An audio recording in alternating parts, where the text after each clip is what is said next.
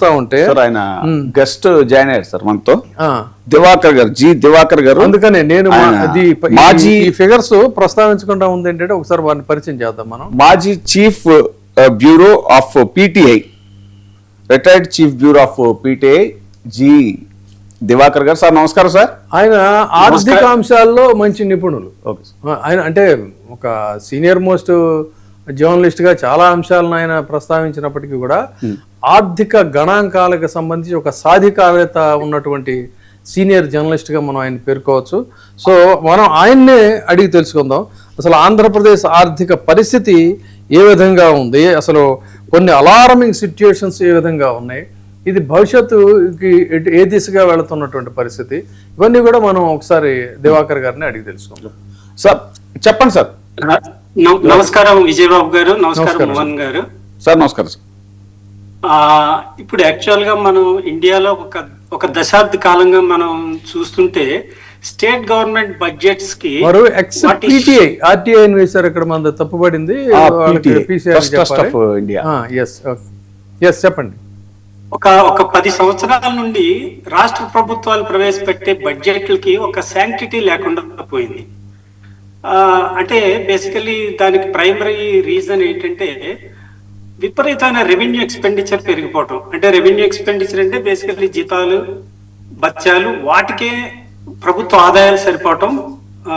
Investments అంటే capital expenditure మీద అనుకున్నది ఒకటి, ఫైనల్ గా జరుగుతున్నది ఒకటి అయినందువల్ల ఎవరికి కూడా అంత విశ్వాసం ఉండదు. ఏదో పెడుతున్నాం, ఏదో స్టేట్ గవర్నమెంట్ బడ్జెట్ పెడుతోంది, ఏదో ఒక ఫిగర్ ఒక రోజు డిస్కషన్ పనిచేస్తుంది, అంతే. దాని తర్వాత యూజువల్ గా మనం పట్టించుకునే ఇది లేదు, ఎందుకంటే దానికి ఒక శాంక్టిటీ లేదు. ఇప్పుడు కాగ్ లెక్కల ప్రకారం గత కొంతకాలంగా స్టేట్ గవర్నమెంట్స్ అంటే పర్టికులర్ గా ఆంధ్రప్రదేశ్ అని అనట్లేదు, ఆంధ్రప్రదేశ్ తో కలిపి కూడా more than 80% budget revenues revenue ఎక్స్పెండిచర్కి వెళ్ళిపోతుంది. అంటే జీతాలకి, బత్యాలకి, వడ్డీలకి దానికే వెళ్తుంది. క్యాపిటల్ ఇన్వెస్ట్మెంట్ కి చాలా తక్కువ, అంటే 15 నుండి 17% మాత్రమే ఉంటుంది. అందుకని వాటికి పెద్ద శాంక్టిటీ లేకుండా పోయింది. ఎస్పెషల్లీ సౌత్ ఇండియన్ దానికి వచ్చేటప్పటికి ఏమైందంటే విపరీతమైన ప్రామిసులు చేయటం.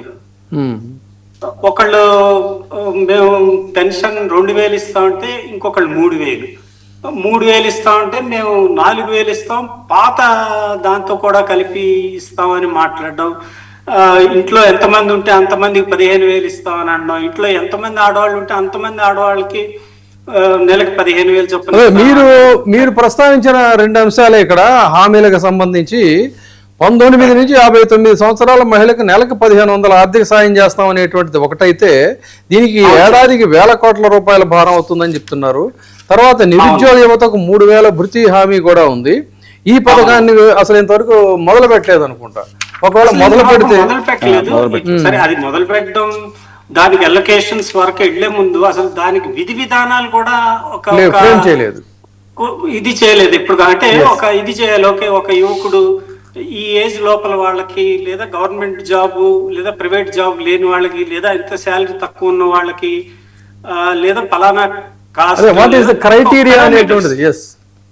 ఎగ్జాక్ట్లీ ఆ క్రైటీరియా అన్నది లేదు. ఇది తెలుగుదేశం వాళ్ళు ఇచ్చిన ప్రామిస్.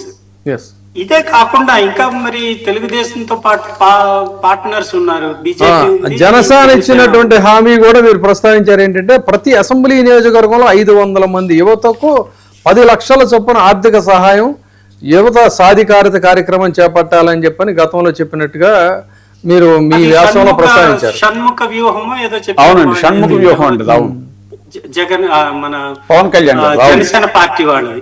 సో అది కూడా అది అమలు కావాలంటే షణ్ముఖ్ కూడా దిగి రావాలా? అంటే ఇప్పుడు వరకు దాన్ని ఊసే ఈవెన్ జనసేన వాళ్ళు కూడా మర్చిపోయారేమో, నాకైతే తెలియదు. ఎక్కడ పెద్దగా దాని గురించి మాట్లాడుతున్నట్టు నేనైతే వినలేదు. అయితే విజయబాబు గారు ఇప్పుడు అంటే బేసికల్లీ ప్రాబ్లం ఎక్కడ వస్తుందంటే, ఇప్పుడు మార్చి ఎండ్ వరకు జూలై ఎండ్ వరకు మన పరిస్థితి ఒక్కసారి చూద్దాం.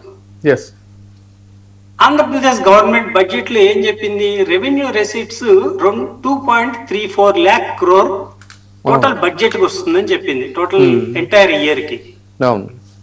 జూలై వరకు 54,000 కోట్లు వచ్చింది, 23%. ఎస్.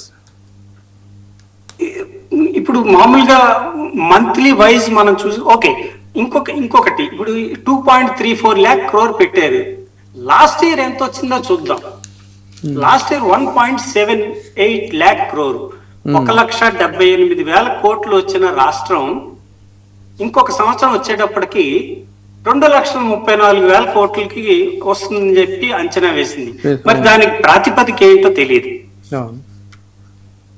ఇప్పుడు 1,78,000 కోట్లు మీకు ఈ సంవత్సరం వచ్చిందంటే ఫెయిర్ గా ఒక 10% పెట్టుకుంటే నడుస్తుంది.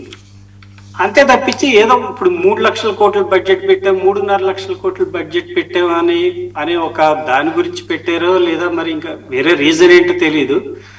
బట్ ఈ ఫిగర్స్ అచీవబుల్ కాదు. లాస్ట్ ఇయర్ అచీవ్ కాలే, అంతకు ముందు సంవత్సరం కూడా అచీవ్ కాలే. మరి ఈ సంవత్సరం ఎలా అచీవ్ అవుతారు? ఇది బిగ్గెస్ట్ క్వశ్చన్. ఇంకొకటి, ఇప్పుడు ఇక్కడ మీరు ఒక ఫిజికల్ డెఫిసిట్ డిబేట్ అనేది ఒక మిత్, ఒక మిథ్య మాత్రమే అని చంద్రబాబు నాయుడు గారు వ్యాఖ్యానించారని. ఇప్పుడు చెప్పండి. ఫిజికల్ డెఫిసిట్ ఉంది, ఆర్థిక లోటు. మన సీఎం గారు ఒక ప్రెజెంటేషన్ ఇస్తుండగా ప్రెస్ కాన్ఫరెన్స్ లో ఎవరు అడిగారు ఒక వ్యక్తి, సార్ మరి మీరు ఇన్ని చెప్తున్నారు, ప్రైమరీ డెఫిసిట్ పెరిగిపోతుంది కదా, మరి దాన్ని ఎలా అడ్రస్ చేయబోతున్నారు మీరని. ప్రైమరీ డెఫిసిట్ అంటే ఫిజికల్ డెఫిసిట్ లోంచి ఇంట్రెస్ట్ పేమెంట్స్ తీస్తే ప్రైమరీ డెఫిసిట్ వస్తుంది. ఆ ప్రైమరీ డెఫిసిట్ పెరిగిపోతుంది కదా, మరి దాన్ని ఎలా అడ్రస్ చేస్తారంటే, చూడు బ్రదర్, ఈ ఫిజికల్ డెఫిసిట్లు, ఈ డెఫిసిట్లు అన్ని ఒక మిత్. ఇది ఒక మిథ్య. తర్వాత fiscal deficit, gross borrowing, net borrowing రెండింటిని కూడా ఒకటి కాదు, రెండింటిని పోల్చి చూడడానికి వీల్లేదు. ఇదంతా కూడా ఒక మిథ్య అని చెప్పని ఆయన ఒక వేదాంతి లాగా, ఆర్థిక వేదాంతి అని అన్నారు. మరి అది మిథ్య ఎలా అవుతుందో అంటే ప్రతిపక్షం చేస్తే అప్పుల భారం, అప్పులు దాంట్లో పడిపోయినట్టు మాట్లాడతాం. మన దగ్గరికి వచ్చేటప్పటికి మిథ్య అని అంటే మరి అది వారే సమాధానం చెప్పాలి. అయితే ఇంకొక ఇంట్రెస్టింగ్ విషయం విజయబాబు గారు, మనకి రావాల్సినవన్నీ వాటి టార్గెట్స్ మనం అచీవ్ కావట్లా, కానీ లోన్స్ కి వచ్చేటప్పటికి అంటే బారోయింగ్స్ వచ్చేటప్పటికి ఈ జూలై నెల వరకు మనం టోటల్ సంవత్సరానికి 75,868 కోట్లు పెట్టుకున్నాం. అయితే జూలై ఎండ్ వరకే 49,000 కోట్లు రైజ్ చేసాం. అంటే దగ్గర 50,000 కోట్లు. అంటే మిగతా 8 నెలలకి ఉన్నది ఇంకా 25,000 కోట్లు, 29,000 కోట్లు మిగతా 8 నెలలకి. అలాగే ఇప్పుడు ఇది మరి మనం యాక్చువల్ గా ఇది డబుల్ ఇంజిన్ సర్కార్ అని చెప్తారు. అంటే డబుల్ ఇంజిన్ అంటే సెంట్రల్ గవర్నమెంట్ అంటే విచ్చలవిడిగా స్టేట్ గవర్నమెంట్ కి కావాల్సిన అన్నిటికీ సపోర్ట్ చేస్తుందన్న ఒపీనియన్ ఉంది డబుల్ ఇంజిన్ సర్కార్ అంటే. సో వీళ్ళు ఏం చేశారు, grant in AIDS and contributions అంటే బేసికల్ ఇది సెంట్రల్ గవర్నమెంట్ నుండి వచ్చేది. మనం 32,458,000 కోట్లు పెట్టుకున్నాం. జూలై ఎండ్ వరకు వచ్చింది 2,956 కోట్లు. అంటే అచీవ్మెంట్ 9.11%. సో మరి మిగతాది ఎప్పుడు వస్తుంది అన్నది యాక్చువల్గా తెలీదు. మరి ఇంకా 8 నెలలు ఉంది కనుక ఆ తర్వాత ఏమైనా వస్తుందేమో తెలీదు. అంటే